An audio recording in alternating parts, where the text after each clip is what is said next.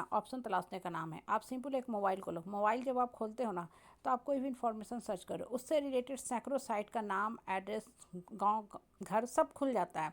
मतलब आपको एक चीज़ के बारे में पता करना है तो आपके पास सैकड़ों सैकड़ों ऑप्शन होता है, उसमें से जो भी आप चाहो खोल के देखते हो। आपको सिंपल एक अब कट ऑफ देखना है, जोसा की काउंसलिंग शुरू हो रही है, इंजीनियरिंग की काउंसलिंग शुरू होगी, फिर नीट की काउंसलिंग होगी, फिर सीयूटी की काउंसलिंग होगी। आपको सारा इन्फॉर्मेशन नेट पे इकट्ठे एक जगह मिल जाएगा, लेकिन उससे रिलेटेड कई साइट खुल जाते हैं। जीवन में भी ऑप्शन की कमी नहीं होती है, कमी सिर्फ और सिर्फ दिमाग में होती है, माइंड में होती है। अगर आपका माइंड सकारात्मक सोचेगा तभी ऑप्शन मिलता है। माइंड अगर क्लोज रहेगा ना तब आपको अच्छी जगह पे बैठ के भी आपको कमियां ही कमियां, कमियां ही कमियां नजर आएंगी। और सबसे बड़ी बात, जब रिजल्ट निकलता है ना तो आशा अनुरूप रिजल्ट कभी नहीं निकलता। बहुत कम लोग होते हैं, हार्डली 5% लोग होते हैं जो अपने रिजल्ट से खुश होते हैं। मैक्सिमम लोग रिजल्ट से नाखुश ही होते हैं।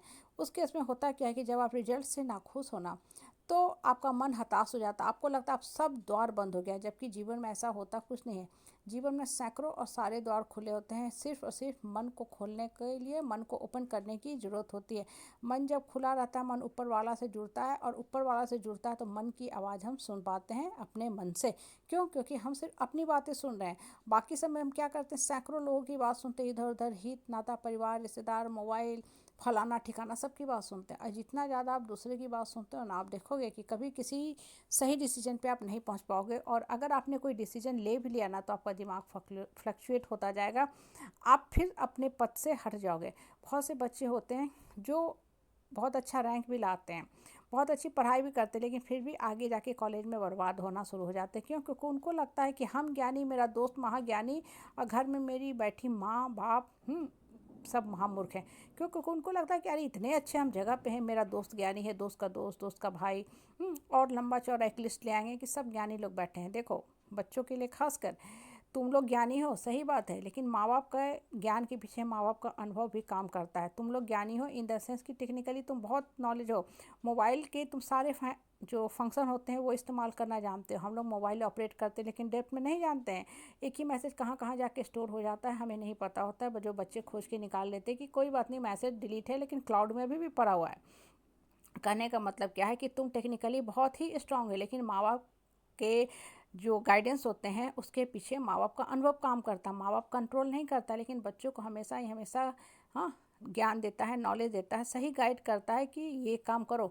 अभी देखो बहुत से बच्चे क्या करते हैं, हाँ आया है एडवांस का रिजल्ट, मेंस का रिजल्ट, नीट का रिजल्ट आने वाला, और भी बहुत से रिजल्ट, बिना कुछ सोचे समझे बहुत बार गलत कदम भी उठा लेते हैं जो सरासर गलत है, या गलत डिसीजन भी ले लेते हैं, ड्रॉप ले लेते हैं बिना कुछ सोचे समझे।